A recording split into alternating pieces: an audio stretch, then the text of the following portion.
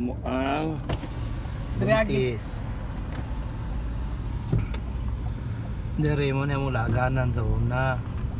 Kana diha muna ako ang gipuy-an, kana diha banda. Lagyan pawasin ni ko niya. Kana diha babaw na diha kato nga building dito. See, that's called Rami. Then dali na meron sa atbang. So guys, dili ni vlog. Di mo kabalo ang vlog diha. Maususo na di ba ka-income pa na ron. Ang pinks pa. Alam na this.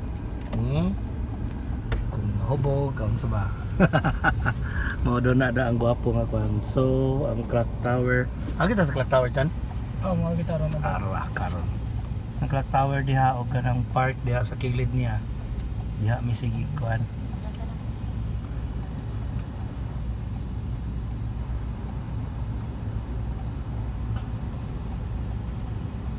So, kuan kay diri ang mga commuters.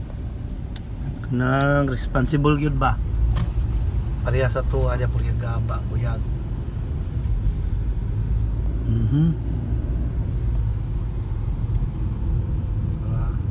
Ang akong madali og palit nga barato ra kayo na diha. Unsa kay nga pangalan diyan? Albasam. Albasam. Barato kay na diha.